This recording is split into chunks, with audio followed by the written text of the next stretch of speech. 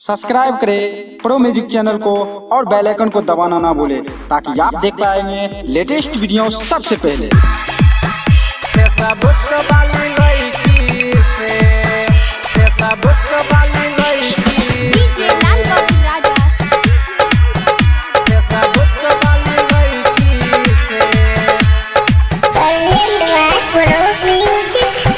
रे भाई हो गई हमरा लवर फेसबुक वाली लड़की से। रे भाई हो गई हमरा लवर फेसबुक वाली लड़की से।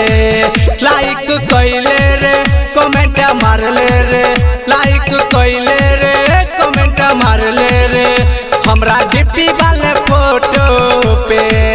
रे भाई हो गई हमरा लवर फेसबुक वाली लड़की से। रे भाई हो गई हमरा लवर फेसबुक वाली लड़की से। लाइक कैले रे कमेंट मारले रे, लाइक कैले रे कमेंट मारले रे हमरा डिप्टी वाले फोटो पे। रे भाई हो गई हमरा लवर फेसबुक वाली लड़की से। Recording by Suman Studio.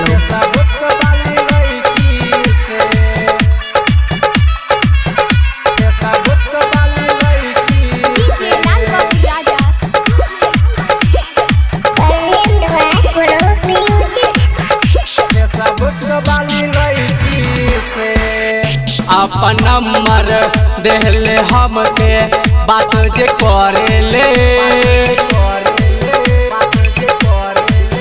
WhatsApp पे कैले चैटिंग भरे रात रे। अपन नंबर देले हमके बात जे करेले,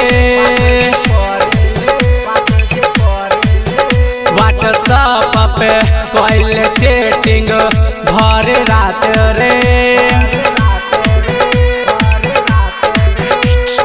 चंदा के जैसन ओकर सूरत याद आबे भर रतिया रे। रे भाई हो गई हमरा लवर फेसबुक वाली लड़की से। रे भाई हो गई हमरा लवर फेसबुक वाली लड़की से। Recording by Suman Studio.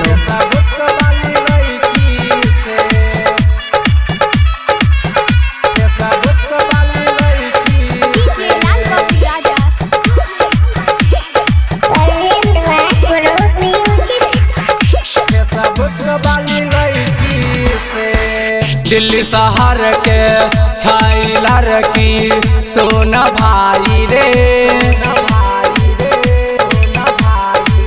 Sachin सुमन कहले राहुल ओकर बतिया रे। दिल्ली शहर के छैला रखे सोना भाई रे। सचिन राहुल कहले संतोष ओकर बतिया रे। आज तो स्टार के बनत दुल्हनिया कह छही दुनिया रे। रे भाई हो गई हमरा लवर फेसबुक वाली लड़की से। रे भाई हो गई हमरा लवर फेसबुक वाली लड़की से। Recording by Suman Studio.